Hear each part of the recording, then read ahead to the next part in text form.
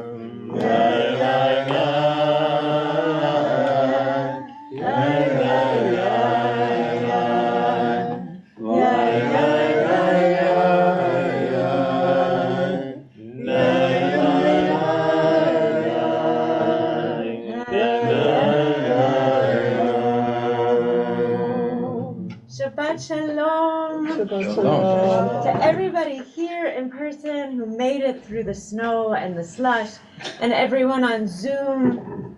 Well, just kidding. No, that was not a diss. I totally. Also, can we, Caroline? Because I'm seeing the people in the room, and I was wondering if we could see everyone who's on Zoom. There. The grid. You got that. All right, but so I'm so excited that we're all here in this space, present and virtual, and let's start learning. What's your name? Colleen. Colleen. Do you have a sheet?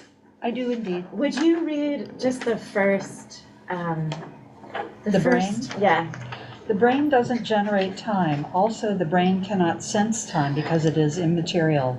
What does matter to the brain is a sequence of events. This was on NPR, did this series on time about maybe a year ago.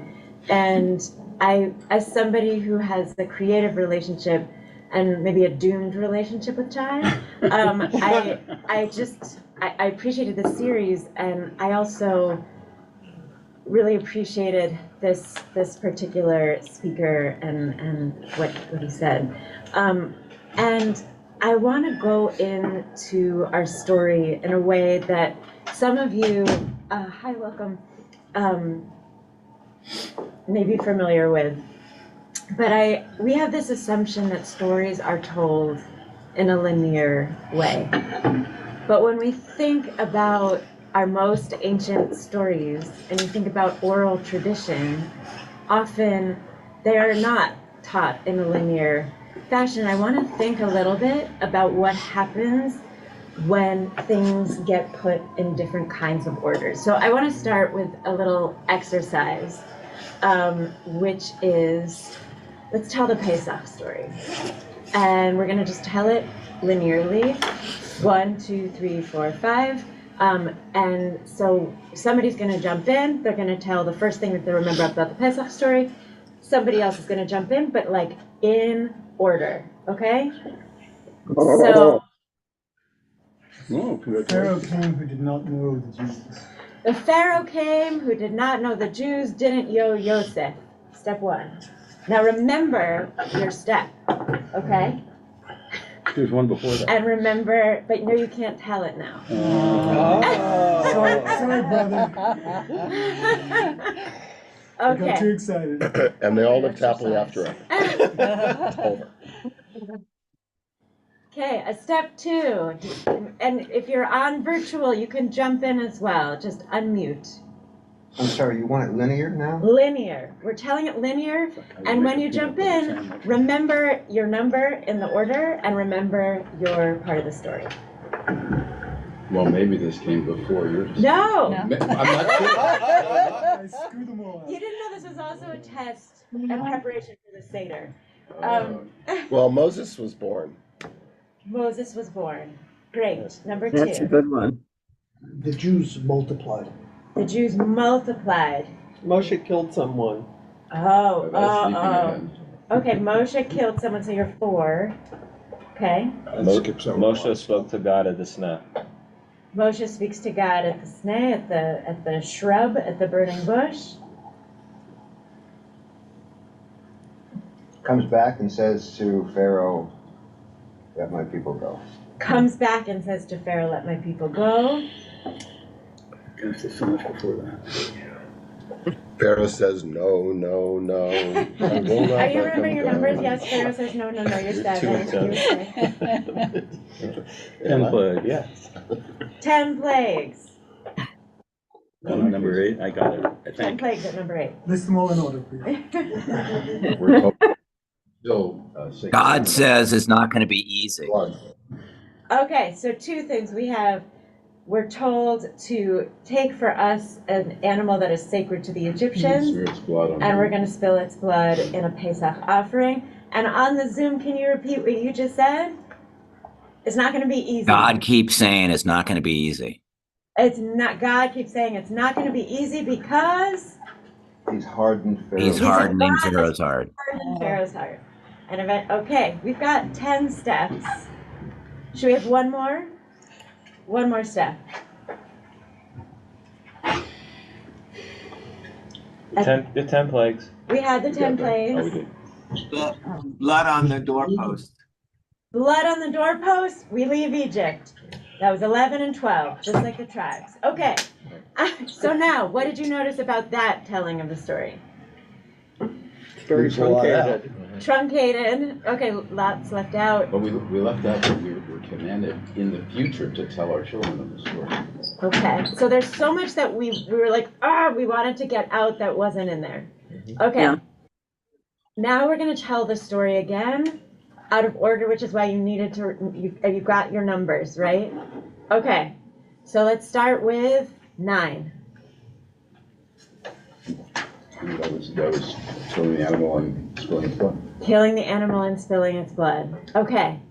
But now we're telling it like a story. So just try that again. We have to have the courage to declare ourselves in solidarity with our community and God, and therefore we have to desecrate and kill this sacred Animal that's sacred to the Egyptians. Okay. Yes. Then what happened at number 4?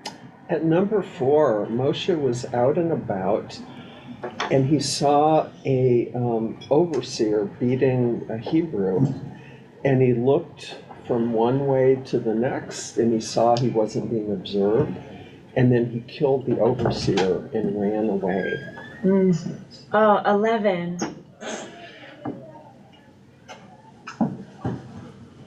We had a number 11. I think it was you. I was 12. You were 12. 11 on the Zoom. Uh, I think it was me. We get the sign from God that God will save us, and by putting blood on our doorway and being saved from the most horrible of the plagues. Number 1. Now tell it to us. Number 1. There was one individual with the most power on earth, the most mundane power, but still the greatest power. And he was powerful but forgetful and did not know Joseph and had forgotten the Jews and all they had done for his forebears. 12. The Jews left Egypt. They were taken out with a mighty hand and a mighty something else. Outstretched. Outstretched. Mitria. Yes. 3. The Jews multiplied, and they multiplied. The word is like insects. Insect, yes. Like Shretzim. Wow. Oh, and 5. Moshe was out being a shepherd and tending to his flock, and he saw a burning bush that really wasn't burning, and he heard God's voice call out to him, and he had a conversation with God. And 2. Moses was born. 6. Propelled by the divine voice, feeling anguish over the treatment of his fellow countrymen, Moses returns to Egypt and says to Pharaoh, "Let my people go." 1. The most powerful earthly figure in the world, on whom a lot of safety relies, forgets Joseph and forgets the Jews and enslaves them. Let's stop there. Yesher Koach, what did you notice telling the story this time? Richer. How so? Each person, with the exception of Jeff, embellished. Sorry, I just was struck by the fact that you. A little shade on I'm the. sorry, I was just struck by the terse way you repeated your original answer. I'm just teasing, People elaborated, and obviously we're thinking about the psukim around whatever specific episode that they were reciting, and amplified and gave more than what they said originally. So we actually fulfilled the mitzvah of Pesach, of the Seder, of the more one extrapolates, the more meshubach. More praiseworthy. But also the more poetic on some The of more when I was poetic. listening to each person's, I was thinking, oh, let's explore that a little more. There's something poetic about it. Oh, I love that. I'm actually reminded of the oldest archaeological attested game in humanity, which is the ancient Egyptian memory game. No coincidence that it's Egyptian. This is like 6,000 years old. They found this artifact and figured it out, and it's a memory game. And everything is arranged in order, and then it's disordered. And for 6,000 years, they've been trying to understand what the rules were, and you can play it today with various interpolations. But it's all about ordering and disordering, and about pattern recognition, and looking at a field condition of stars and trying to draw the constellation and then reordering it. But it's literally the oldest attested human form of play is the game we just played here. With the story. So this has been happening for 6,000 years. Whoa. I knew that. I know that you did. It's Egyptian. Probably invented by the Jews, given to the Egyptians. Let's not spread any anti-Semitic tropes. Yeah. Okay. Wow. So yes, and I also, there's something when we're not focusing on what happens next and getting it right, that it unleashes our imagination, which I think you both were also pointing to, of, and the creativity of telling, the joy of telling this story, as opposed to the order of the story. Richard. Stories that are pithy, like we did, don't really say very much about people. So I noticed this in law school where I teach a case. If it's done dryly, but if we can decipher the story of the people involved, then we can really understand what's going on. Definitely. And so as people expounded on their event, I'm really glad you didn't call on me about the 10 Commandments. The plagues. Yeah, Oh, right, I mean you were the number plagues, 8. As people expound on the stories, we get much more involved in human troubles, interest, what they're thinking, what their mentality is, stuff like that. But you just recite an event. Yeah. Oh, I think that's a great segue, except for, was your hand up? Okay. Great, I think that's a great segue into where we are in our story.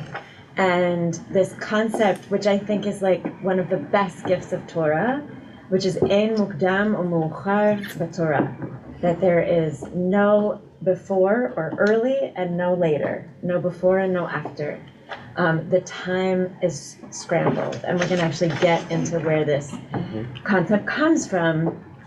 It's not exactly like the multiverse, but it's this idea of when we change the order of the telling, it also changes the meaning of each step of the story as the relationship of the parts of the story change their relationship with each other. So where are we in the story? What happened? We were 2 weeks ago on the mountain. We received Torah. This is the height. Some say this should be when the Torah actually begins. At Parshat Yitro, we were there, and then next week we get to Mishpatim, and Moshe is all the way up at the top of the mountain with God, having this 40-day tete-a-tete. And then this week, Moshe is still up, like we're still up at, Moshe's still at top of the mountain, we're down at the top, at the bottom, nobody's asking what's happening with all of us, and it's all about Moses receiving this download of what? Of the blueprint, of the architecture, yes, of the Mishkan, of the tabernacle, the really tiny details, the gold, the this, the that, the hammering, the acacia wood. We're bringing, but it begins so beautifully, right? It goes into like the most minute detail, but it begins with this thing of like, let's go. And if somebody can lead us in the bracha, and it's written here, if somebody can lead us in the blessing for Torah study. Baruch atah Adonai Eloheinu melech haolam asher קידשנו במצוותיו וציוונו לעשות דברי Torah. Amen. Amen. 485. Thank you. All right. Vaydaber Adonai el Moshe לאמור, דבר בני ישראל, ויקחו לי תרומה, and take from me. God says to Moshe, speak to the people of Israel and say, not bring me, but take to me. Take from me a truma, a gift, an offering. It also has the essence of leharim, of something that is lifted, a lifting up, a raising up, a truma. Me'et kol ish asher yidvenu libo. From every person whose heart is generous, right? Who has this generosity of heart. Take, tikhu et trumati. You will take, plural, you will all take from me my gift. Now, what a gift! You know, after all the gifts that God has brought for us, we get to give God some gifts. And like, what do you get for the God who has everything, you know? But then God tells us and says, "V'zot hatruma asher tikhu meitam." This is the gift that you will take from them. Zahav, chesef, unechoshet. Gold and silver and copper. Utchelet, I love it. Utchelet ve'argaman. It's like a little bit sweet, you know, the little ornamentation. V'tola'at shani v'sheish ve'izim. And you will bring all this colorful thread and, blue and purple and red and, the kind that the silkworm makes, and also the hair of the goat. Ve'orot ilim me'adamim ve'orot techashim va'atzei shitim. And so you'll also bring skins from the goat, from the rams, and also the dolphin skins, which there's lots of conversations about those, and va'atzei shitim, and the acacia wood. And each one of these, like we can have, as we read it, each of these raw materials, we also, because we know what the Mishkan looks like, I mean, in the description, we're receiving these raw materials, and then we can just imagine underneath every place that they go. Like we're seeing, oh my gosh, the menorah, oh my gosh, the way that the argaman and the tchelet, tola'at shani, all of these colors are woven together by the women into the tapestries that are adorning the walls. And here, it's the raw materials. It's like you are bringing the mind. It's like very simple. And I love this moment of simplicity before it goes into the extreme detail. But beginning with you, and then, so then the next line, sorry, I want to keep going, shemen lamaor, and you're going to bring the oil, that pure olive oil for lighting the lamps, bisamim l'shemen hamishcha, and you're going to bring the incense, the smelly things, the herbs, that you're going to mix with the oil for anointing and for burning incense, and avnei shoham, all of these precious stones, avnei miluim, and the stones that you use to fill of the ephod v'lachoshen, which we don't even know what it means, ephod or choshen are yet, and to put into the, the breastplate and the shoulder apron of the Kohen Gadol. Now this is Asuli Mikdash v'shechanti betuchan, and you will make for me a Mikdash, this holy place, and I will dwell amongst you. I will dwell within you. Oh, it's so good. It's like, can we stop that parsha here? I'm sorry. Architects. Yeah. I know, it's the thing, because I don't have spatial relations. So we have this, and some say, there's a lot of midrashim about, like, what is this like? God saying, build me this holy space and I will dwell within you, amongst you. And it's like God it's like a king who marries off his daughter, his favorite daughter, and says, and she and her betrothed decide to move away. And the father says, but I can't bear not to be near you. So wherever you live, wherever you travel, make sure you build an extra room for me. And it is not. So this is God says, I want an in-law apartment because I want to dwell. And there's so much, we're going to get into more, and I need to be mindful of time. We, okay, so we get all the instructions to build, and then next week we get more instructions to build into Tzaveh and the uniform of the high priest. And then the week after that, Moses has just received all the instructions. God has given Moshe this precious cargo to bring to the people. These are the tablets, these are the luchot, and Moshe is getting ready to bring it down, and then what happens? Disaster. Like the ultimate betrayal. Like all of this has been happening, and God is like, I'm so excited. And then, boom, God says, no. We've been having this conversation. Now you are not going to believe what's happened. You have to. The people have gone nuts, and they're dancing around the calf. They're worshiping the calf. Yes. Yes. And you have to go. You have to go down it. And God is like, I'm done with them. Chalas.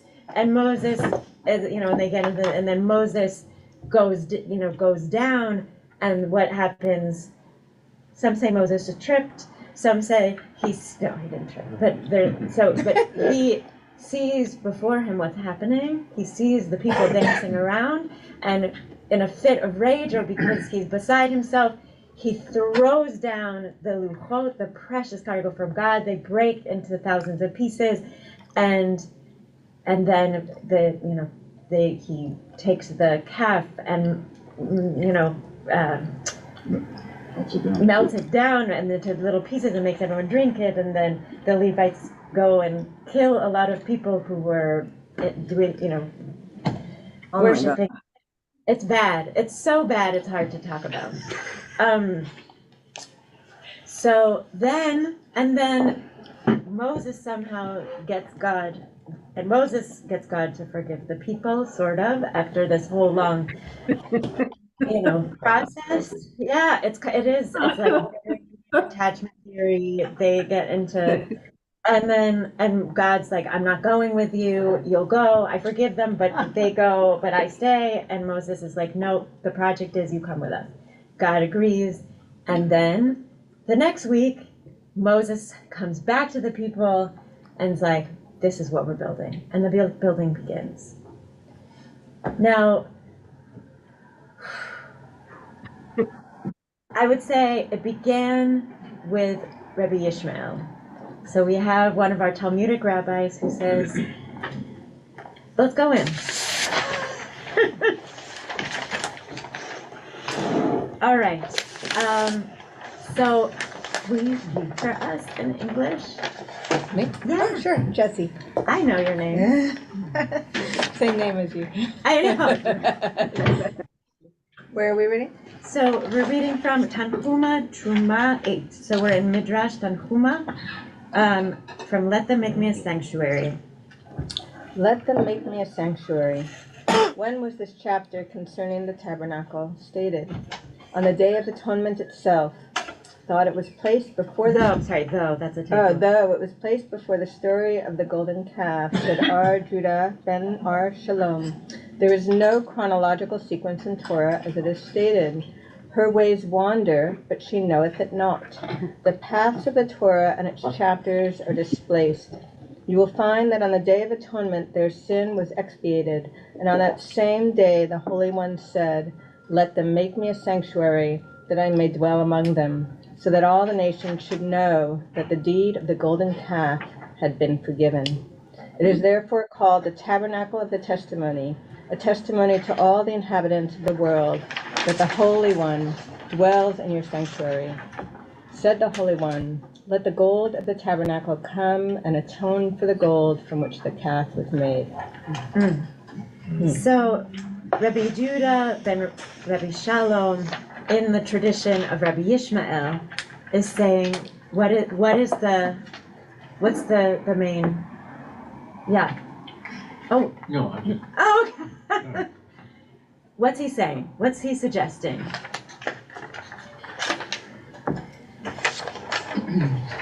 The books are out of order. The book is out of order. So, this isn't right. When did this actually happen?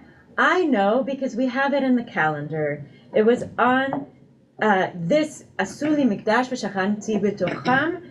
This happened on Yom Kippur. And it happened on Yom Kippur after Tammuz, after Shvasrei B'Tammuz, after that horrible, horrible day in our calendar, which begins the 3 weeks leading to Tisha B'Av. On that day, we worship the golden calf. And clearly, Yom Kippur comes months after that. And actually, if you measure out the 40 days of God and Moses being together, it all adds up somehow. That this happened, the book is out of order, intentionally telling the story out of order. And what here Rabbi Judah says, first of all, I love that he's the first one who says, Ein mukdam u'muchar b'Torah, that there's no before and after in Torah. And then he also brings in, I love this, from Proverbs, that her ways wander, but she knoweth it not. The Torah, is going off on one, is an associative storyteller and doesn't even realize it. The Torah kind of has ADD, which I can really identify with. So, and that's the beauty of it. That's the beauty of the storytelling. And for Rabbi Yehuda, the beauty is that what happened was we received the Torah on the mountain. We're at the bottom. Moses goes up, and then during Mishpatim and the end of Yitro, and we're at the bottom. We worship the golden calf. It's horrible. Moses comes down and then goes up to God, and God says, okay, I'm going to forgive them. Make me a house. And for Rabbi Judah, make me a house is so that you and everybody else knows that you have been forgiven. And so so there will be no doubt. The peoples of the world won't say yeah, God really hasn't forgiven you. But once God moves in with you, you know that God has forgiven you. And so this is for the peoples of the world to know. Yeah. The way I think of it is that God knew all along that this disaster was coming, and because our people were incessantly complaining about every single thing, and they were frightened of God's voice, and so while he had Moses' attention, because before the disaster then other things had to be attended to, God says to Moses, okay, we're gonna need these are the things we're gonna need because the people are going to need this project so that they can focus on that and stop complaining. I mean, if they didn't complain and they weren't so frightened, God probably would have accepted a more austere way of being in our midst. But God understood that being humans, we needed this level of detail that would need to be communicated and would need to happen. That like we need something to keep us busy, like in a sense. Or no, but I think I miss like that we needed an assignment and we needed to do something very physical, and this and I mean I think what you're saying also ties in to the last piece what Rabbi Yehuda says, which is God is saying to us, let the gold of the tabernacle come and atone for the gold with which the calf was made. So that, because, yes. And that this process of the Mishkan is reminiscent of what they experienced in Egypt, in these ornate temples, riches. Can I add to that? Yeah, about the yeah, goal? of course. I know that the dilemma of a teacher on Saturday mornings is getting through the text by 10 a.m. so you can do the No, same. we're allowed to meander like the text. If I can associate non-linear, just thinking about that gold and what architecture might have to say about this building, and I've been obsessed about this building since before I was born, figuratively as well as literally perhaps. And in architecture, this is problematic, but it's interesting. There's a hierarchy of practices. And so you start with material practice, spatial practice, temporal practice. So working with stuff, working with spaces and places, and then working with time, which is the highest aspiration of architecture. So if time is denied to you, you go to space. If space is denied to you, you go to stuff. And so, you start with material practice, fabrication. Like to make this building around us, you have to figure out how to make a cement block, right? That's where it actually begins. And then, so there's the gold and the gold. And the fact that the kaf is gold kind of brings it down to that first level. It's a wonderful example of material practice, fashioning something in the fanciest material there is. But it lacks spatial practice. There's nowhere to go in that kaf. It's not a room, it's not a house. Maybe you can get under the legs, but like it's not a place to be. It's an object to be observed. So the next step is spatial practice. So to configure this building, you got to lay out the rooms and figure out how big a classroom has to be and the corridor. But then you have temporal practice, which is the highest order of all, where you are designing a spatial sequence, you're designing a procession, you're designing a proprioception, which is the movement of the body in time. So just your movement from the street through that funny little aedicule, through the lobby, down the stairs, not the first door, not the second door, but with the logic of a folktale, we turn into the third door to study Torah. And so the idea of working with time is the greatest gift of architecture, and the tabernacle especially works in time in two ways. First, through the ritual of approach, the outer, the inner, the courtyard, like all that is configured, but also because it disappears. It's unmade and remade. It's a temporary structure, unlike the calf and gold, which aspire to permanence. And so just these three orders of material, spatial, and temporal practice, and temporal being the highest, which is why some would argue like Shabbat is the cathedral, right? Because it's a purely temporal practice, and the cathedral is merely the ultimate spatial practice, just as the calf is the ultimate material practice. And then lastly, and I will shut up just because it's all the way in my heart, speaking about time not behaving and short-circuiting and no before and no after, the reason why I speak at such length on this parsha is it's the one I studied for conversion. And I studied it for a year, trauma. And it's the one that I talked about, still wet from the mikvah with this person, rabbinical intern Jessica Meyer. Meeting with you every Saturday has been one of the great privileges for me of all of this. And I am living in the ashes of the life that I expected on that day. And that's my teruma. But just the beautiful short circuit of coming back to this very, very parsha, astonishingly, is a beautiful nonlinear experience of time. And there's no before and there's no after. And I'm really, really feeling that in this room with you all. And of course that there are sparks among the ashes. So. Beautiful. Such a privilege to study with you, Teresa. Oh my gosh. Thank you. Hey, Rabbi Jessica, I just wanted to point out that there are some people in the online community who wanted to say something / contribute to the conversation. So, Great. Okay, and thank you for pointing me there. I want to take one moment because I want to also. This is a Mazel Tov moment. This is on the anniversary of your rebirth, your birth as a Jew. You can look at it that way. Yeah. Wow. Thank you so much for sharing. Thank you for indulging my and also biography. just say, because I have an agenda, is that you're really you're with Rabbi Ishmael and Rabbi Yehuda here in that it depends on the calf happening first with the stuff, and God taking us on a journey towards temporal, to our ability to actually create temporal home. And thank you for letting me bastardize what you said. Okay, online. Yes. If Caroline, if you can That's just Jay up top left. Jay. Okay, Jay on top left.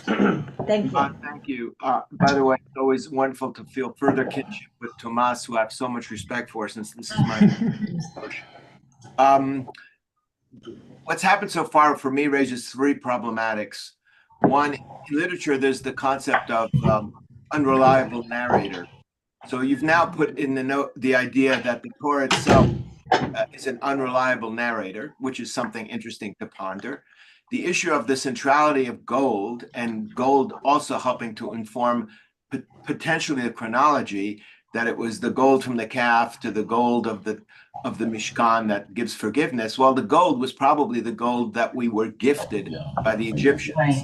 So that's another interesting complexity in that. And lastly, to Tomas's point, that hierarchy, it's interesting that the temporal being the top of the hierarchy is the one that's being scrambled here.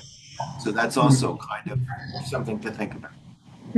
And Jay, I want to just challenge the first thing you said, that this makes, by being a nonlinear storyteller, one is an unreliable storyteller. I don't agree with that at all.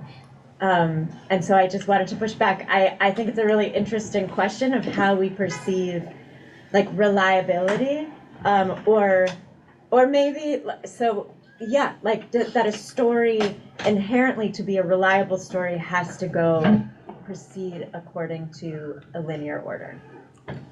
It's not so much that, it's more that we can't take what we read at face value. Yeah. I think it's more like that, which is we have to probe and be like, oh, actually, this is out of order, because the Torah doesn't tell us that. Yeah, then everything's up for grabs in a way, too. Right. Yep. Got it. Thank you. And let's take a couple more on Zoom, or did you want to respond directly to Jay? No, I couldn't wait. Who is next online? Looks like I think it was Paul. Paul. I think. Oh no, sorry, not Shabbat Paul. Shalom. Thank you. Shabbat Shalom. Thank you for coming. Just to throw another concept out here, which is entropy. We move to maximum disorder. We seek structure, but structure is, by its very essence, temporal and will become disordered. And so it occurs to me that it's a beautiful example of disorder, that the construction of the golden calf and the construction, or at least the description of the construction of the Mishkan, happened at exactly the same time.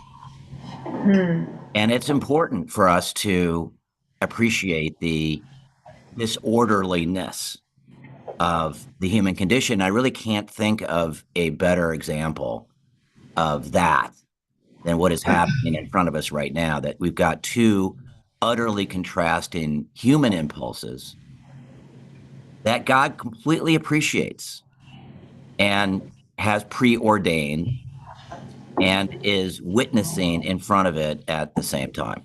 And that itself is a lesson, in my opinion, for us. Thank you so much. Thank you. And then next to you, I can't see. Helio. Helio. Oh, hello, Shabbat Shalom. Shabbat Shalom. Shabbat Shalom. I want to talk about the time in Torah. I want to imagine that is totally different if God give the Torah beside the Akedah or God give the Torah beside Egypt. It's totally different why we see the Torah. So you have here, you have an order. Maybe not a time, but it's an order. I am imagining imagine if God gave the Torah beside the Akedah. We will see the Torah totally different than after Egypt. Yeah. Yes. Helio, thank you. And I think, because this is, I think my fundamental question for all of us is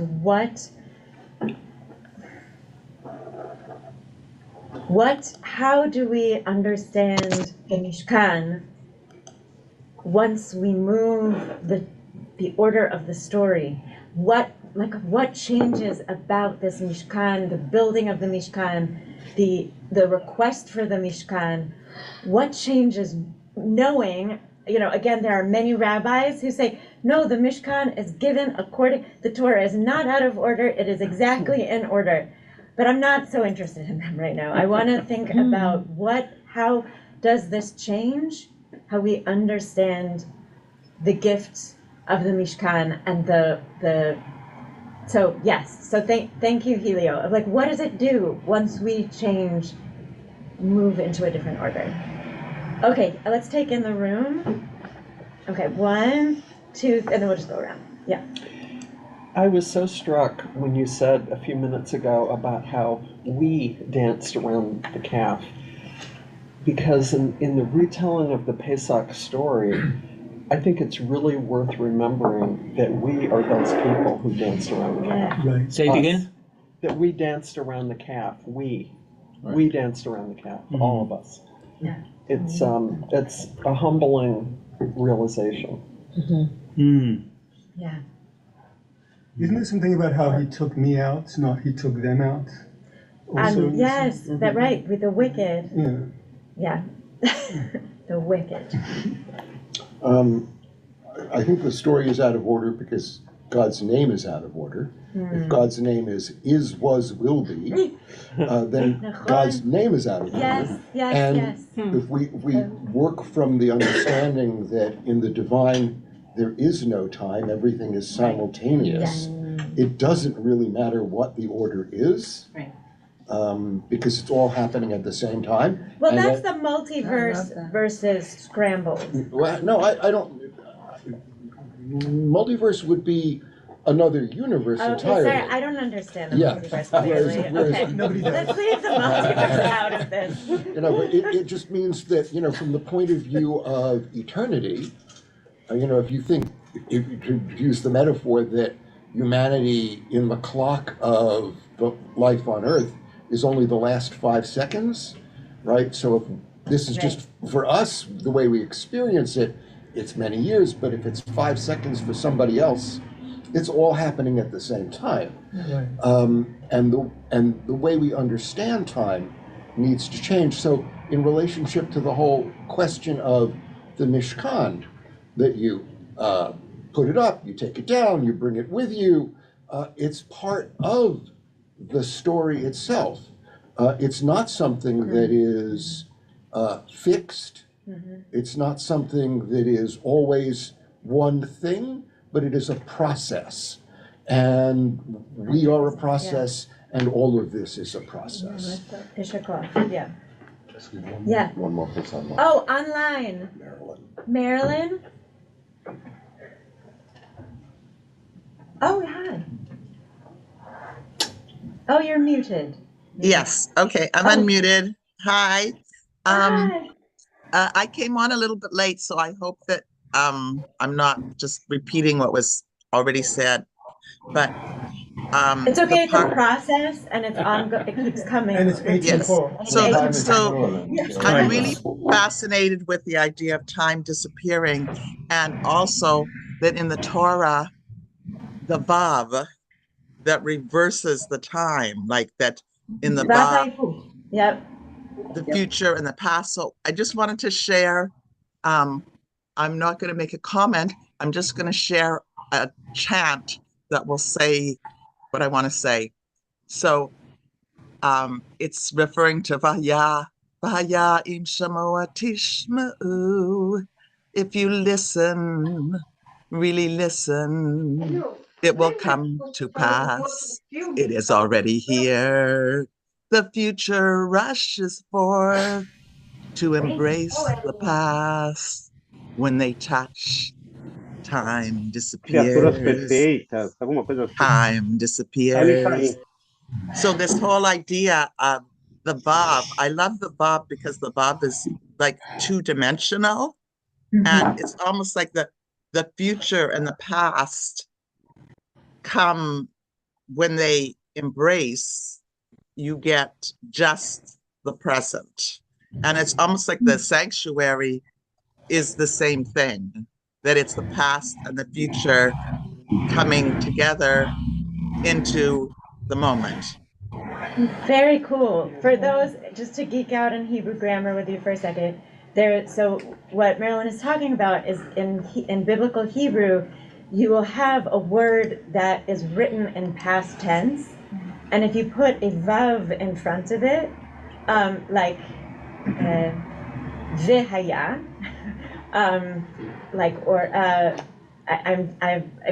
it's everywhere. It is throughout. If you put a vav in front of that past tense verb, it becomes a future tense verb. And same for if you have a future tense verb and you have a vav, it's called the vav hahipuch, the flipping vav. And so that's what Marilyn is bringing up, the flipping vav. Wow. It's looked like we've just left yesterday. Time. It's so good to see you. Good to see you. Wonderful. So, the Torah, in my understanding, is written to people on different levels. So, the fundamentalist will read logically, and you can practice this way, and it's okay. The originalists. Yeah, like original, whatever. Like completely, like God is in the details. And the person who wants to go deeper and deeper and endless. Because if God is in a hologram, or the creator of a hologram, and the Torah is like a hologram, then everything is there. So the Torah, I see the Torah as a large Zen koan. What they do, when you start to read it, it starts to shake your logic, and everything that you thought is true is not right anymore, and you have to be in the name of God, which is present, infinite present. If you look at the name that we are not supposed to pronounce, it's infinite present. Because the divine can't be experienced in the future or in the past, it can experience only now. And the last comment I want to say, speaking about the now, the golden calf became now, if you go to Wall Street, he grown up. And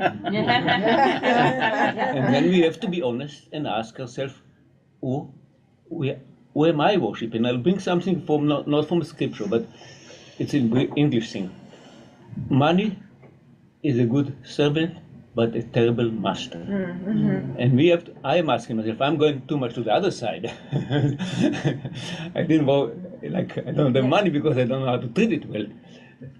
But aren't we, to what extent are we treating money as a secondary? To what extent money starts to rule us? Because every one of us has a golden calf inside, and unless we are completely, complete. But up there you have all these things that are in the Torah in us. Yeah. Thank you. Okay, yep, and then. Okay, so. Wait, I want to say one more thing, just because I didn't give a good example. What are you pointing at? There's people at the door, and I don't know if they know they can come in. You can come in. I just wanted to say, because I didn't give a good example for the most easy example for Vav Ha'ipuch, the flipping Vav, is Ve'ahavta. And when we often translate it as and you will love, but it's not and. The Vav, which we think of as, which means and, here just means it took ahavta, which is past tense, and it makes it tehov, like you will love. So thank you. Sorry, I just needed to do a correction there. All right. So for me, the most earth-shattering thing in this portion Corona, which is always my favorite. Wow. Es, Right on. ja, es Vasuli Mishkan, Mikdash, Vishaman. Here is a part of God dwelling. It means that will you make me a tabernacle or a Mikdash sanctuary, and I will dwell within them. I mean, how does that feel to everyone, that a part of God is in your heart? I mean, for me, it opens me up completely, and I haven't seen anything up till now that says, look, you're a part of God. I've heard it, hinted at in Zohar and this, but this says specifically, the Torah says specifically, and I will dwell within them. And I spent last night, just being so happy. I haven't gotten to the point of what does that mean, but I kind of hinted that to myself. But I think that really needs to be expressed more. Beautiful. On a daily, in life. And what? You mean in life, daily? And in life, right. What does it mean, Certainly compassion, is up higher now that I know that I have a part of God in me. Or what can I do? Or how can I be rational? And so on. So it there's a lot, to think about with that, just that sentence. Okay, and I saw Roberta online. Hi, Shabbat Shalom. Shabbat Shalom.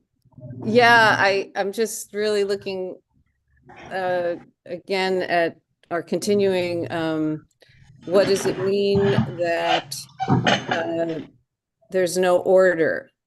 I don't see it as disorder. I see it as a teaching, like a really deep teaching that even on the shot level, the story level, the asiya level, the level of doing of the happenings of our life, there is no beginning and no ending. It all depends on the perspective you are coming from in the moment. And I think this is such a deep, important teaching for us right now, because look at how much of the conflict between Jews and Palestinians is about where did it begin? What's the context? And I think Torah is telling us there's never one context, and it's never the same, and it's never fixed. And if we want to build a Mishkan, we have to somehow bring that deeper, non-binary, non-dualistic understanding into the detail, the little itty bitty details of building the world we need. Thank you so much, Yashar Koach. And I feel like, you pointed to, can you remind me your name? I'm so sorry.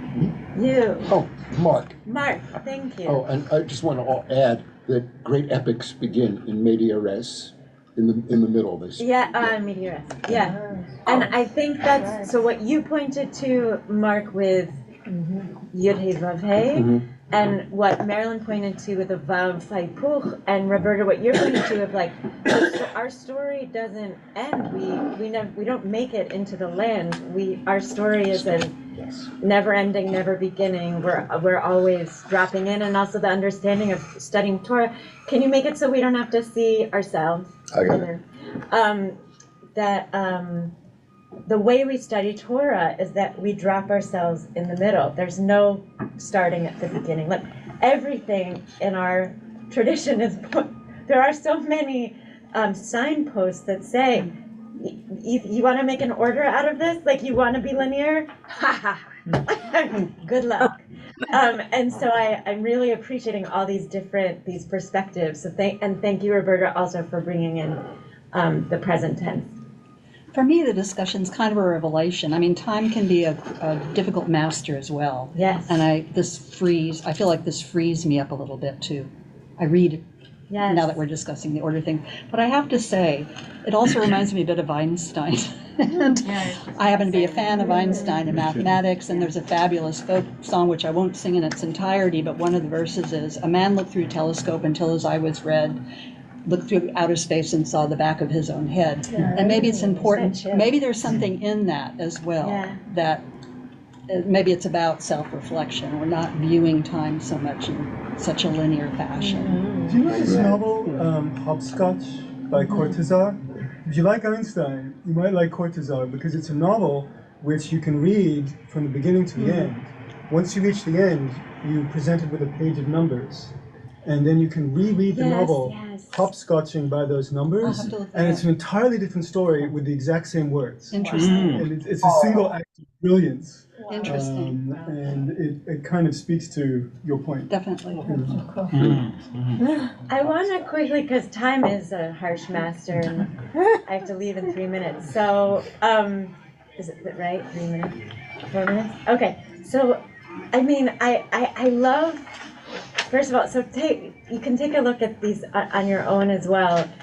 Romemu Bachia, I brought 14th century Spain. He's talking about, he's like putting into words of like, how do we understand the story differently? Like he's sort of more clearly articulating that question.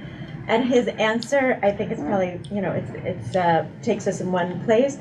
And I keep wanting to come back to that question of how, and also like how, you know, the Mishkan means something very, very different once we are moving it in time and already in space. But once it has shifted, the meaning of the Mishkan, the meaning of the gold, the meaning of the wood is other. And so I want people to have a chance.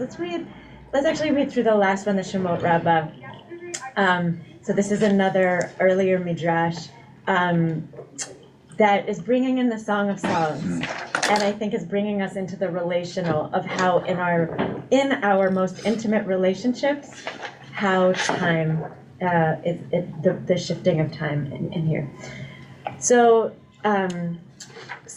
here for Vaychuli Truma. Take for me an offering. To this applies the verse from Song of Songs, I sleep, but my heart wakes. Ani sheina v'libi el. Said the congregation of Israel, I despaired. I was asleep of the end, of the case, because I was terrified after, I'm just putting in the subtext here, I was terrified of what would happen after the golden calf. Because I was asleep when I was worshiping the golden calf, and I was terrified what would happen after. But God was awake. God, my heart was awake, as it states. But God is the rock of my heart and my portion forever. I sleep. I am lost in despair on account of what happened, what I did with the golden calf. But my heart wakes. The Holy One knocks, saying, take for me an offering. As it says, the voice of my beloved knocks. Open up to me, sister. How long shall I wander abroad homeless, but make me a sanctuary that I should not remain outside. Amen. So with that, I see Jeff walking to the door. Can people continue to talk? And I will just leave now. Thank you so much. This is really a pleasure to learn together. Thank you. Yishar koach. Thank you. Come back soon. Yishar koach. Come back soon. Yeah. Thank you. Come to shul if you can. It stops